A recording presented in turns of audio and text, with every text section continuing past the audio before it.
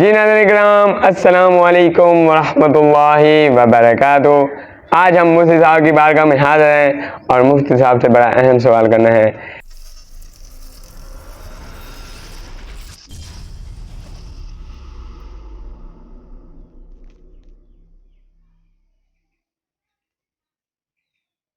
کہ مفتی صاحب کہ کچھ لوگ کا موقف ہوتا ہے کہ ہم اپنے آباء و اجداد کی قربانی کریں، تو آباء و اجداد جیسا کہ دادا دادی ہو گئے، وہ وفات پا چکے ہیں، تو ان کی قربانی کرنا جائز ہے یا ناجائز؟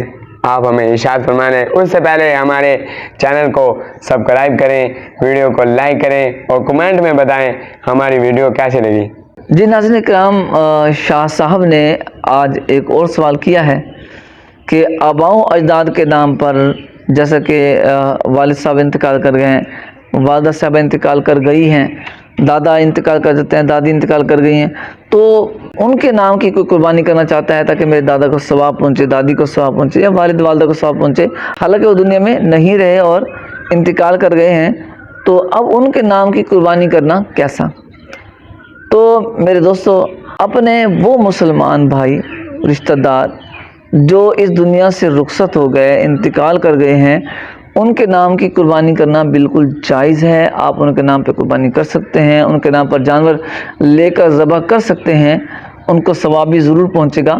نبی کریم صلی اللہ تعالیٰ علیہ وسلم نے حضرت علی رضی اللہ تعالیٰ عنہ کے ذمہ لگایا تھا، اے علی میرے مرنے کے بعد میرے نام کی قربانی کر دے کرو۔ تو حضور اقدس صلی اللہ تعالیٰ علیہ وسلم کے وفات ظاہری کے بعد جناب علی المرتضیٰ شیر خدا رضی اللہ تعالیٰ عنہ ایک قربانی جب اپنی کرتے تھے تو ساتھ ہی ایک قربانی نبی کریم صلی اللہ تعالیٰ علیہ وسلم کے نام کی بھی کیا کرتے تھے۔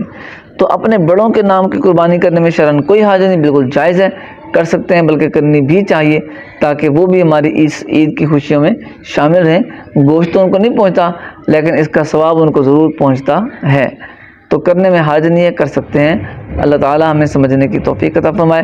ناظرین کرام، اس طرح سے متعلق آپ کے اپنے کوئی سوال ہوں جو آپ کر سکتے ہیں قربانی کے مسائل کے بارے میں، آج کل قربانی کے دن چل رہے ہیں، کوئی ایسا مسئلہ ہو جو پوچھنا چاہتے ہیں آپ، تو آپ ضرور پوچھ سکتے ہیں۔